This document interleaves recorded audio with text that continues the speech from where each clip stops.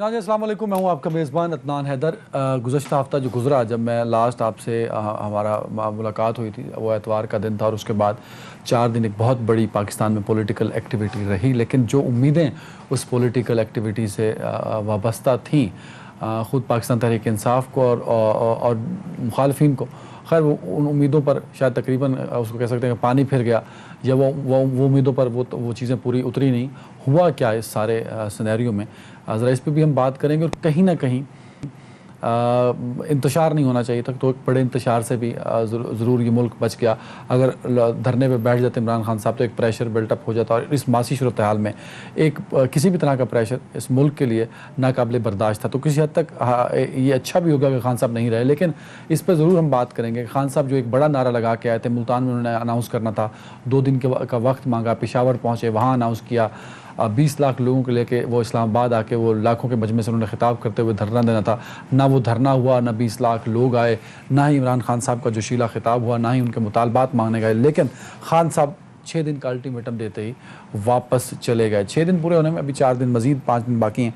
और देखना यह है कि क्या इमरान खान साहब, और उसके बाद इमरान खान साहब ने आज क्या कहा कि वो फिर तैयारी से आएंगे। तो सवाल ये उठता है कि जब वो लास्ट टाइम आए थे तो क्या वो तैयारी से नहीं आए थे 25 मई को जो उन्होंने कहा था, और उसके बाद अगर तैयारी से नहीं आए थे तो पूरी कौम को और ख़ास तौर पे अपने वोटर्स को इतना इंगेज क्यों रखा था। तो ज़रा इस पर भी हम बात करेंगे। और दूसरा, जो खबरें डील की चल रही हैं उसमें किस हद तक सदाकत है, कबल अज़ वक्त इलेक्शन के चांसेस किस हद तक अब क्लियर हो चुके हैं, इस पर भी बात करेंगे।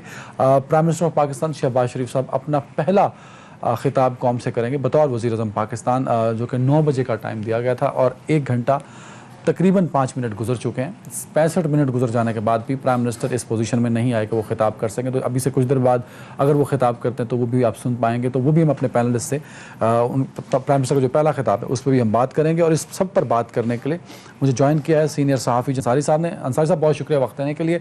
सहाफ़ी और तज्ज़ियाकार अतहर काज़मी साहब होंगे। अतहर काज़मी साहब, बहुत शुक्रिया वक्त देने के लिए। सहाफ़ी तज्ज़ियाकार नसीम सदीकी साहब हमारे साथ होंगे। सदीकी साहब, बहुत शुक्रिया वक्त देने के लिए। सदीकी साहब लंदन में हैं, तो ज़रा लंदन की भी कुछ खबरें सदीकी साहब से ले लेंगे, अगर इन्होंने क्योंकि खैर लंदन इन्होंने इतना घूम लिया कि अब घूमने का शायद ज़माना भी नहीं रहा इनके लिए, तो ख़बरों पर इनकी नज़र ज़रूर होगी, तो इस पर भी हम बात करेंगे। अतहर काज़मी साहब, ओवर टू यू सर, आपकी जानिब आऊँगा।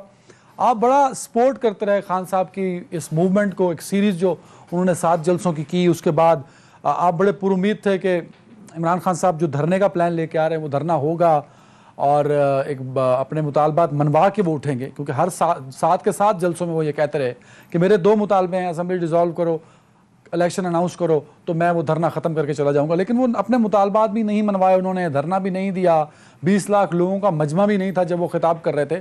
तो ये सब हुआ क्या सर, अतहर काज़मी साहब?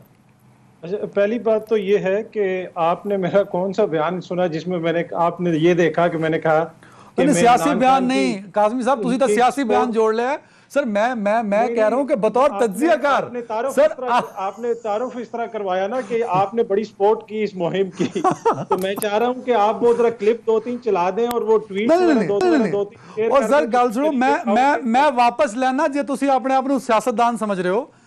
मैं ये कह रहा हूं कि बतौर सहाफ़ी आप बहुत अप्रिशिएट करते रहे खान साहब की मूवमेंट को, लोग जुड़ रहे हैं खान साहब के साथ, ये आप कहते रहे, मैं खुद सुनता रहा हूं सर, और आपको भी पता, मैं बतौर सहाफ़ी ही कह रहा हूं सर। अच्छा, नहीं, जहां तक इमरान खान साहब के बयानिए का ताल्लुक है, वो बिल्कुल मैं समझता हूं कि कौम के एक बड़े तबके ने उस बयानिए को माना जो अमरीकी साजिश वाला, और फिर हमने देखा कि जिस तरीके से बड़े बड़े जलसे हुए उसके अंदर जिस तरीके से अवाम ने शिरकत की, जिस किस्म का क्राउड आया, गैर रवायती क्राउड, फैमिलीज भी आपको नजर आई, बच्चे भी नजर आए, तो उसमें तो कोई शक नहीं है कि इमरान खान ने बड़े पावर शो किए। और वो भी उस वक्त किए कि आपको भी पता है, आप खुद भी कवरेज करते रहते हैं कि हमेशा से इल्जाम लगता था कि एटीएम और इस्टेब्लिशमेंट नहीं होगी तो खान साहब बैठ जाएंगे, इनके पीछे 4 बंदा नहीं निकलेगा। तो वो उस बयानिए को भी उन्होंने एक तरीके से जायल कर दिया और लोगों को बाहर निकाला।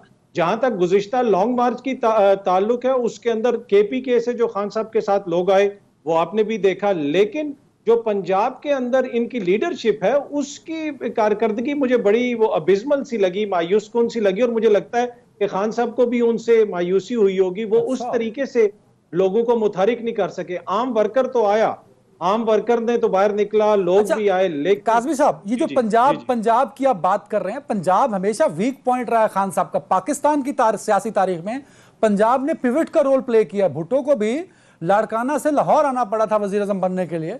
इमरान खान साहब और तहरीक इंसाफ ये पंजाब को हर दफा बाय चांस इग्नोर कर देते हैं या इग्नोर हो जाती है, तो ये बात बताइएगा। और दूसरा, एक बड़ा एग्जीक्यूट कर रहे हैं प्लान 7 जलसों के बाद, एक इंपॉर्टेंट मरहला है, तो उसमें पंजाब इतना सुस्त क्यों रहा? कौन सी लीडरशिप थी जिन्होंने इंटरेस्ट नहीं लिया, और क्या ये जानबूझ के इंटरेस्ट नहीं लिया गया पंजाब की लीडरशिप की जानिब से? देखिए, अब टू बी ऑनेस्ट, ये तो इस हवाले से तो पार्टी के जो जराए हैं वही, या फिर कोई तहकीकात होंगी तो वो चीजें सामने आएंगी, पता चलेगा। लेकिन जो कुछ हम स्क्रीनों पे देखते रहे, आप भी देखते रहे, उसमें लगा ऐसे कि पंजाब से जितना वो एक्सपेक्ट कर रहे थे उतने लोग नहीं आए। दूसरी ये बात की गई कि इस्टेब्लिशमेंट की जानिब से कोई डील ऑफर की गई या हुकूमत की जानिब से कोई गारंटी दी गई।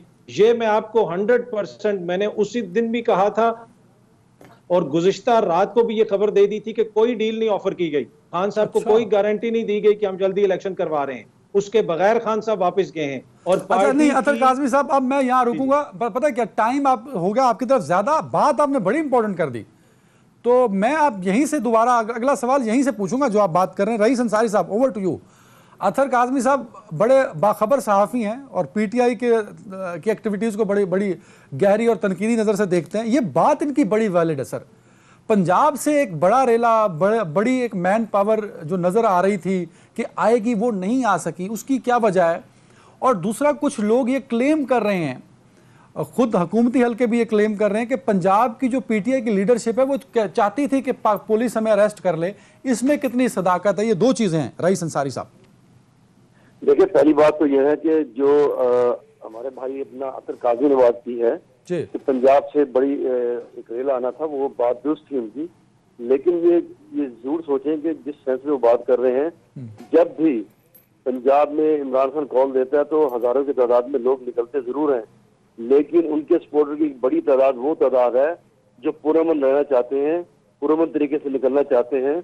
और इन्होंने बहुत ज्यादा कारें भी रजिस्टर्ड की हुई थी, जो उनका दावा था तहरीक इंसाफ का कि पंजाब में 30,000 कारें हमने रजिस्टर्ड की हैं।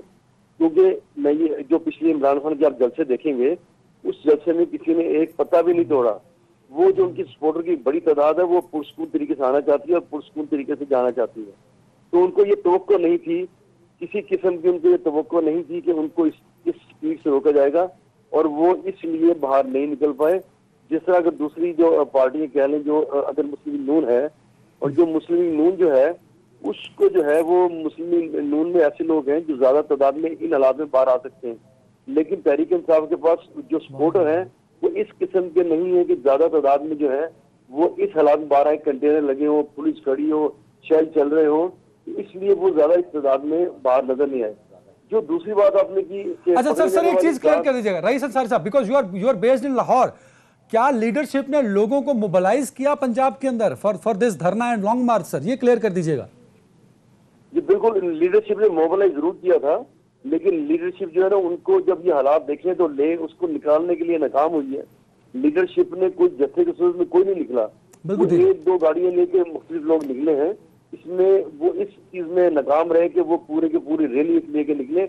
अगर फर्ज करें लाहौर से कम से कम 3-4 हजार लोगों का एक जत्था निकलता तो बड़ी मुश्किल होता था, कंटेनर उनके सामने खड़े होते। जिस तरह इमरान खान आए थे तो कंटेनर उनके सामने खड़े, बड़ा मुश्किल बात थी। अगर ये एक कहीं इकट्ठे होकर 6-7 हजार की तादाद में लोग निकलते तो फिर बड़ा मुश्किल था पुलिस को उनको काबू करना, और वो हटाकर आप ये कह रहे हैं कि 6-7 हजार लोग भी नहीं थे लाहौर में? नहीं, अगर देखा जाए, अगर आप जब हम मौजूद थे, आप देखें जब वहां पर ये जो बत्ती चौक में मामला हुआ तो कतई तौर पर आपको 400-500 लोग नजर नहीं आए होंगे। 4-5? इसी तरह जो लोग बहुत मुश्किल से 400-500 लोग होंगे, और इसी तरह अवानी अदल के बाद जब वकला निकले तो वो भी तकरीबन 200 लोग थे उसमें। अच्छा, तो अगर ये जत्थे की सूरत में 7-8 हजार लोग निकलते तो बड़ा मुश्किल होना था पुलिस को उसको कंट्रोल करना।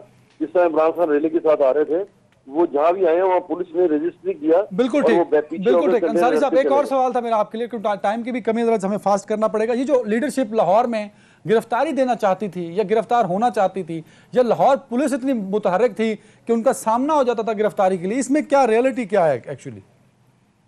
नहीं, वो देखिए आपके सामने देखें, डॉक्टर यास्मीन आशिक जो सबसे ज्यादा टकराती रही पुलिस के जो नाके थे, कहने कंटेनर लगे थे, और उनको एक बार गिरफ्तार करके छोड़ा भी उन्होंने, लेकिन उनको गिरफ्तार वो करना नहीं चाहते थे। बाकी एक बार उन्होंने उसको क्या नाम है अरेस्ट किया, एजाज चौधरी को, फिर छोड़ दिया। तो वो अरेस्ट होना नहीं चाह रहे थे, वो चाह रहे थे किसी हम छुपे रहे और सुबह कुछ लोग लेके निकले। लेकिन वो उसमें नाकाम रहे। कोई ऐसी एविडेंस नहीं है कि वो गिरफ्तार होने। बिल्कुल ठीक हो गया। Siddiqui sahab, sir over to you. Imran Khan sahab ने 6 दिन का अल्टीमेटम दिया है, क्या आपको लगता है कि 6 दिन के बाद इमरान खान साहब के मुतालबे नहीं पूरे होंगे? और जो खबरें गर्दिश कर रही हैं 2 जून को असेंबली डिसॉल्व करने वाली, इसमें भी कोई सदाकत नहीं है। और लंदन कहाँ बेस्ड करता है सारे प्रोसेस में? सर देखें, जब अदनान बहुत शुक्रिया, जब वज़ीर आज़म शहबाज शरीफ और उनकी काबीना लंदन में आई थी तो उस वक्त जो असल मसले 2 डिस्कस हो रहे थे, बाकी तो मीडिया को ब्रीफिंग देते थे वो तो जनरल चीज़ें थी। असल में नवाज शरीफ साहब को जो ज़्यादा तहफ़्फ़ुज़ात थे वो एक इस बात के ऊपर थे कि ये तमाम मलबा जो है वो नून लीग के ऊपर गिर रहा है, क्योंकि जो भी मुआशी टीम है वो नून लीग की है। बाकी तो पीपल्स पार्टी ने स्पीकरशिप ले ली, वजारत खारजा ले ली, इसी तरह दूसरे इत्यादियों ने ऐसी वजारतें ली हैं जिनका माशी टीम के साथ कोई ताल्लुक नहीं है। तो एक तो उनको ये था कि अगर सारा बर्डन नून लीग के ऊपर आ रहा है तो फिर तो असेंबलियां तोड़ के नए इलेक्शन की तरफ जाए, क्योंकि अभी हमारी पॉपुलैरिटी है और अगर इसी तरह मामला चलते रहे, मईशत कंट्रोल नहीं हुई तो हमारे लिए बड़ा नुकसान होगा। दूसरा, नवाज शरीफ साहब को एक और भी रिजर्वेशंस थी कि जो इस्टेब्लिशमेंट है उसका एक हिस्सा अभी भी इमरान खान को सपोर्ट कर रहा है, जबकि जो वादे इत्यादि गवर्नमेंट के साथ किए गए थे वो पूरे शायद नहीं हो रहे। इन 2 बातों पे फोकस था।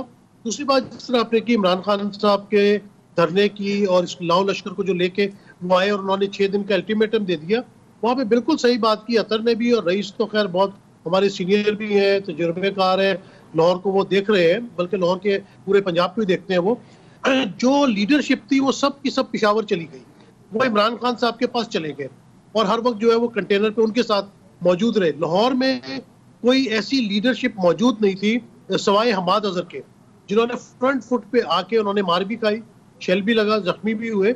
जो जिम्मेदारी शफकत महमूद साहब की थी वो शायद पूरी नहीं कर सके, वो वक्त से पहले कामों की पहुंच गए, वहां पे उन्होंने लंच भी किया, बड़े आराम से आरामदेह जगह पे बैठे रहे।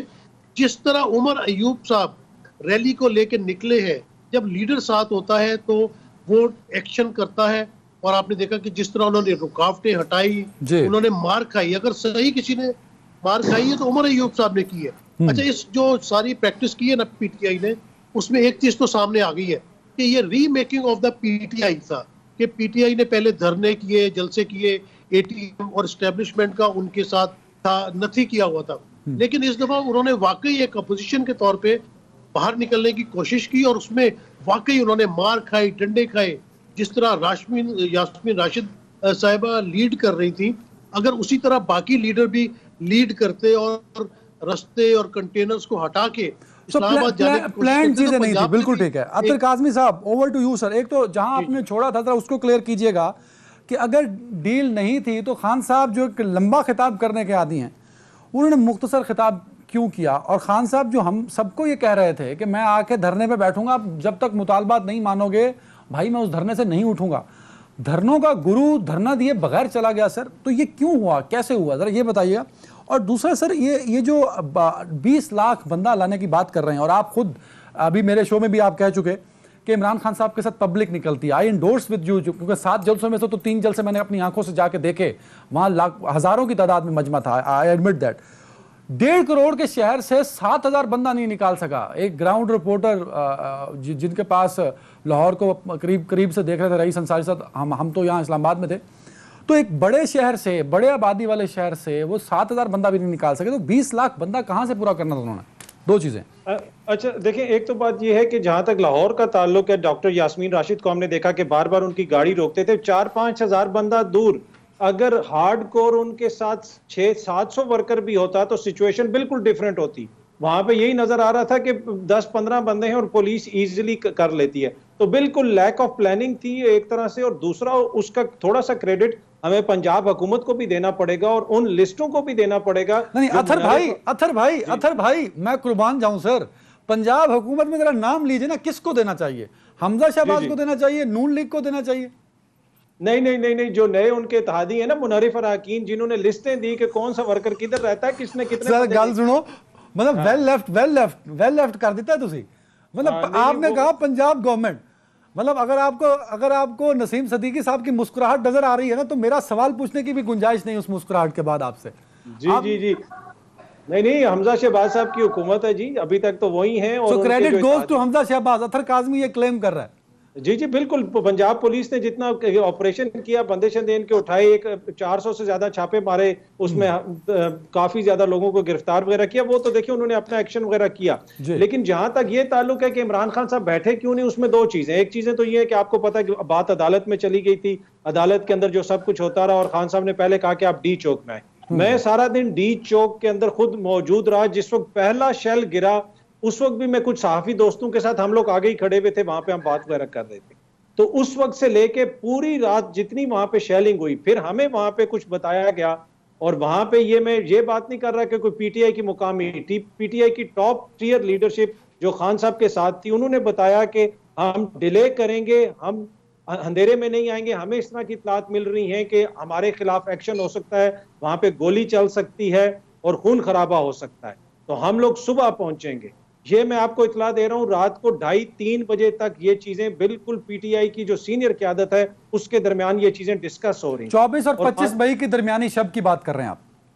जी, जिस वो खान साहब आ रहे थे, रैली लेके आ रहे थे, और इस्लामाबाद से वो थोड़ा दूर थे, तो फिर चीजों को जान के डिले किया गया कि आप दिन की रोशनी में 25 और 26 की दरमियानी शब। अच्छा, ओके, बिल्कुल सही। 25 और 26 की चीजों को थोड़ा डिले किया गया ताकि हम दिन की रोशनी में आए, और दिन की रोशनी में आएंगे ताकि इस तरह का कोई नाखुशगवार वाकया पेश ना आए।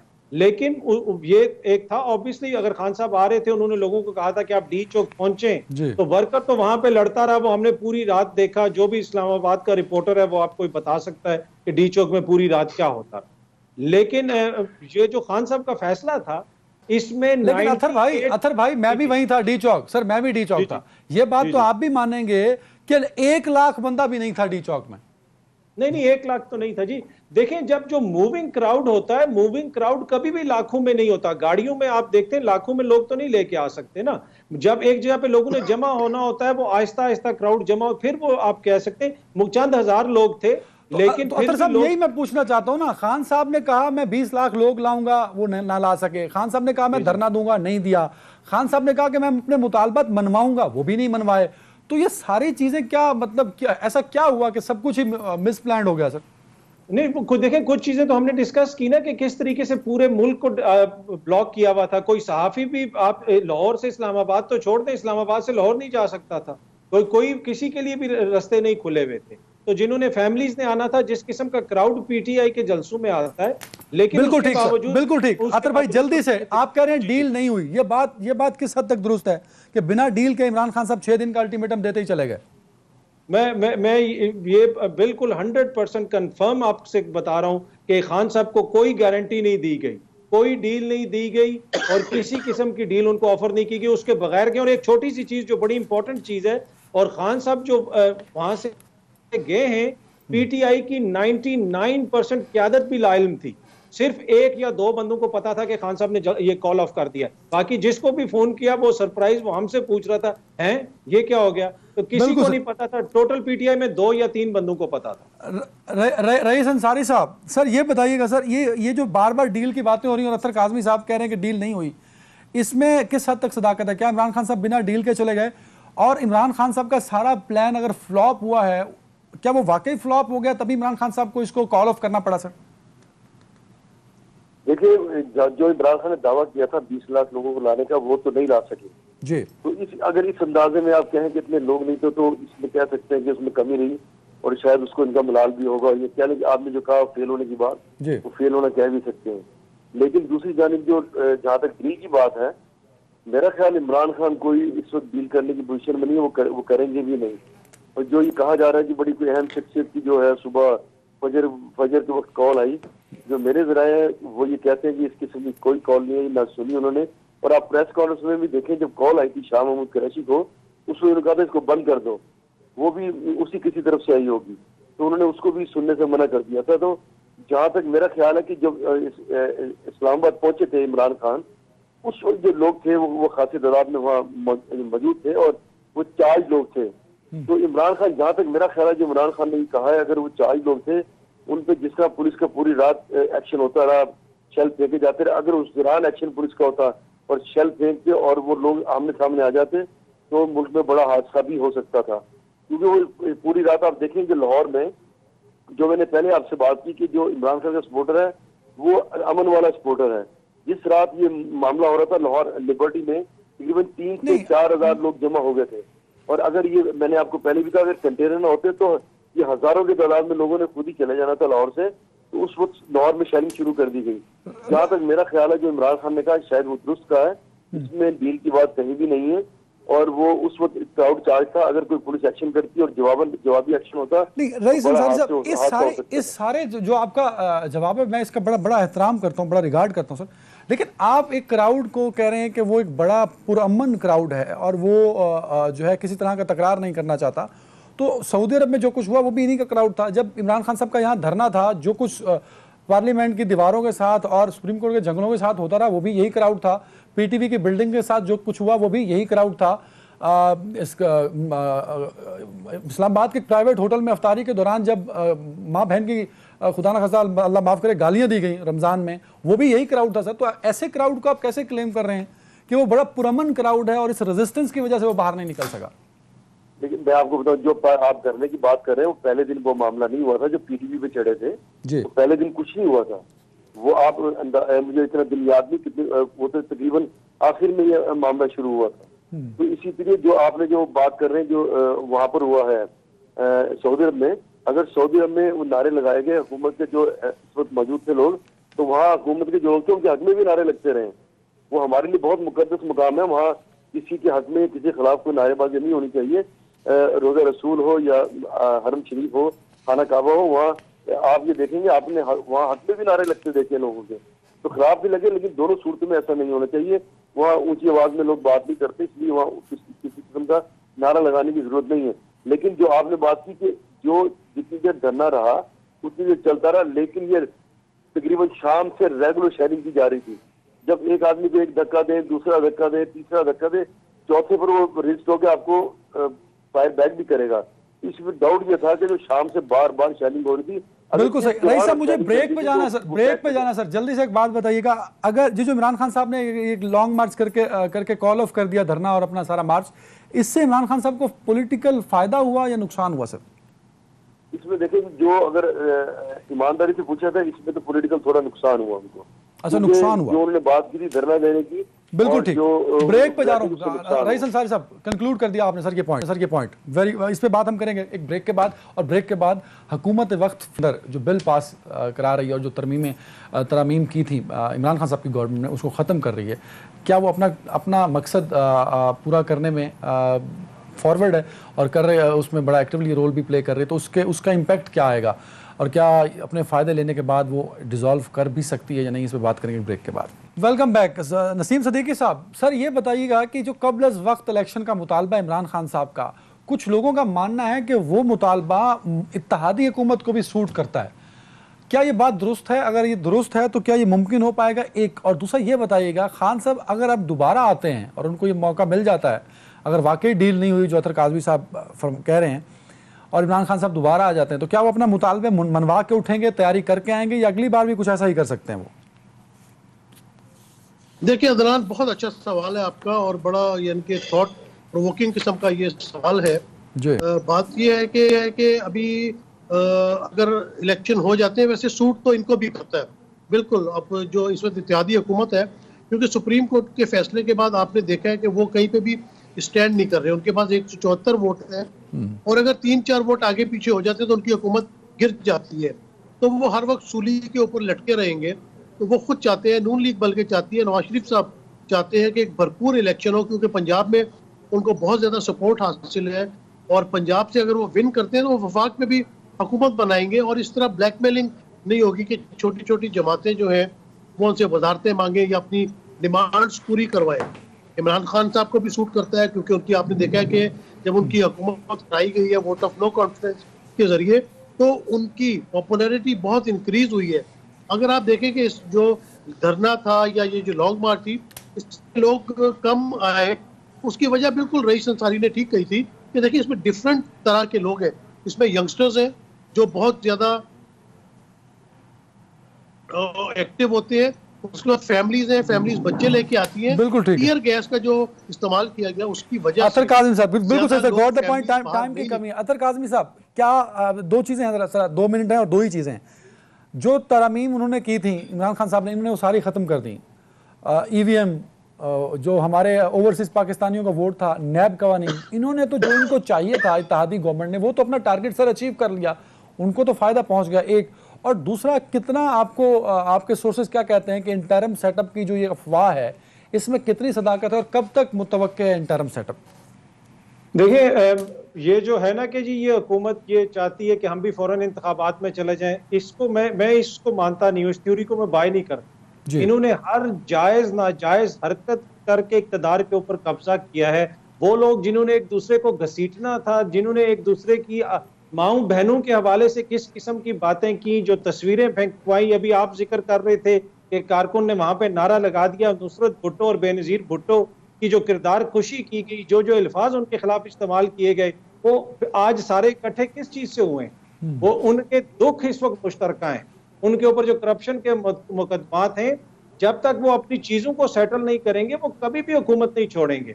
वो हुकूमत पे इसलिए नहीं आए कि कोई मुश्किल फैसले करने, वो जिन फैसलों के लिए आए थे वो फैसले उन्होंने पहले दिन ही कर लिए थे। FIA को कह दिया था कि जनाब अपने प्रोसिक्यूटर को कह दें कि अब हम केस को परसू नहीं करना चाहते, ECL से नाम निकलवा दिए थे। तो अपने फैसलों में उन्होंने बड़ी तेजी की है।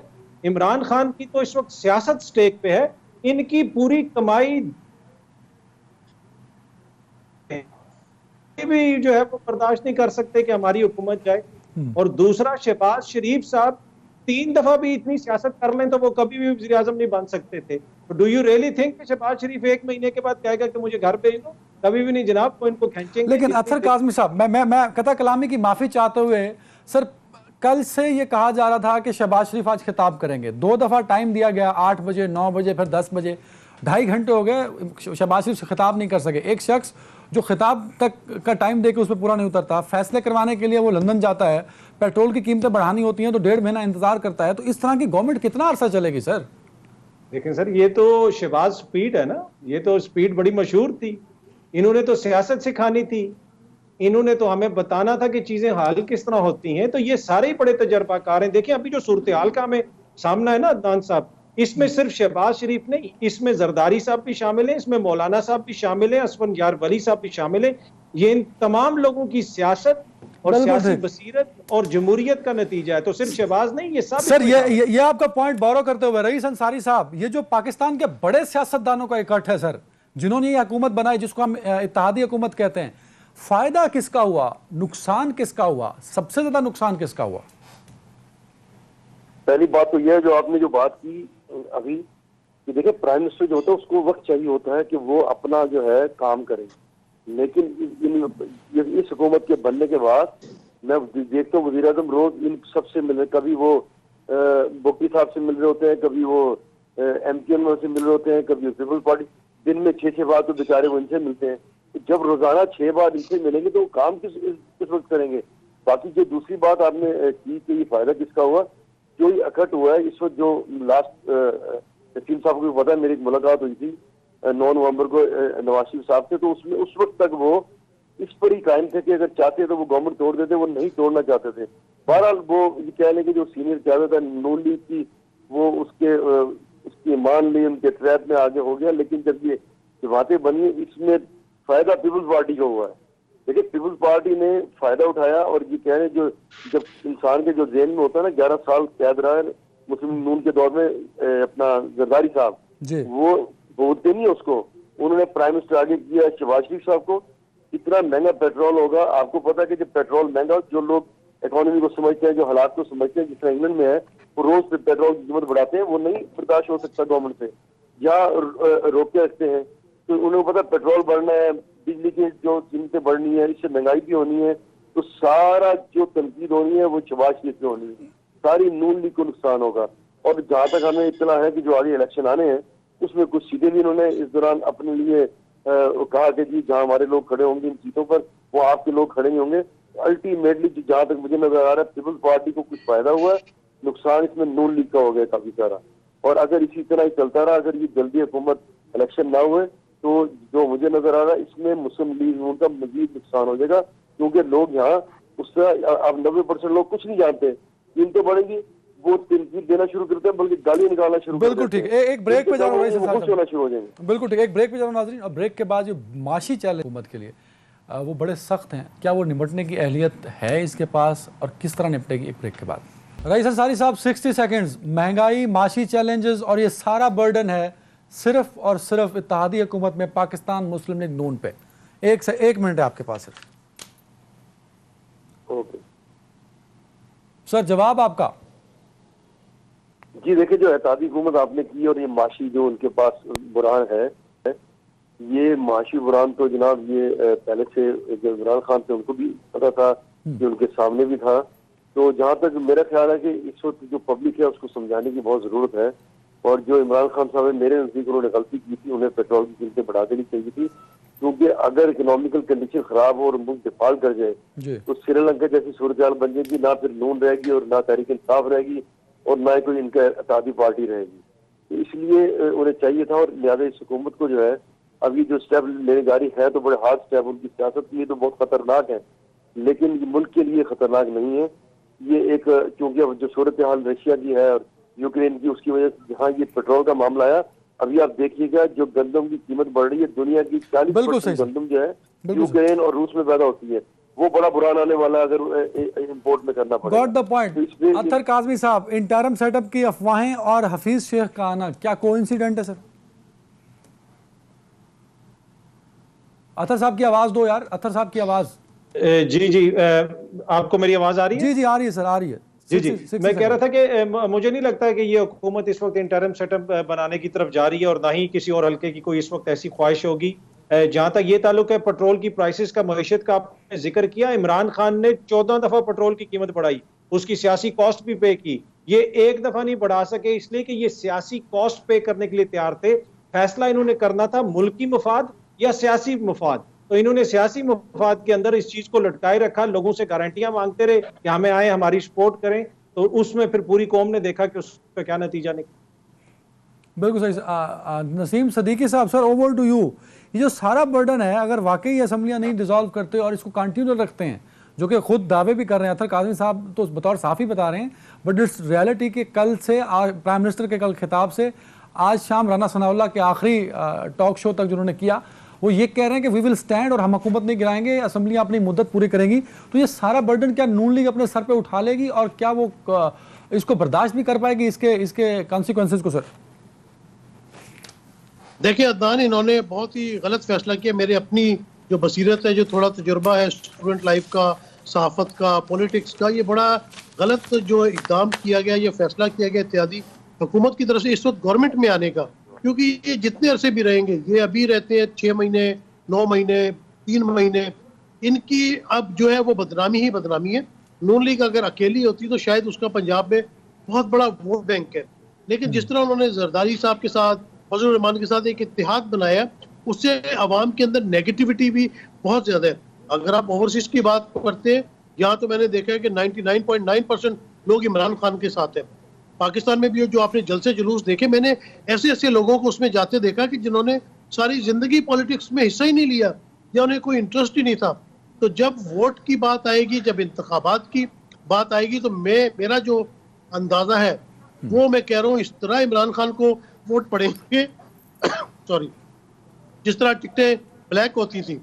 तो बात ये कि सारा बिल्कुल सही, गॉट द पॉइंट। तीनों मुआज़िज़ मेहमानों का बहुत शुक्रिया। नाजरीन, जाते जाते एक खबर पिछले दिनों चल रही थी, वो ये थी कि यासीन मलिक साहब, जो कि तहरीक आज़ादी कश्मीर के एक बहुत बड़े रहनुमा हैं और बड़ा एक मुतहर्रिक करैक्टर हैं आज़ादी के हवाले से, कश्मीर की आज़ादी के हवाले से, against illegally occupied Indian army ने जो कश्मीर को किया हुआ है, उस पर उनकी जो लाइफ टाइम जो इम्प्रिजनमेंट थी, उस पर ऑर्गेनाइजेशन ऑफ इस्लामिक कंट्रीज़ ने शदीद तहफ़्फ़ुज़ात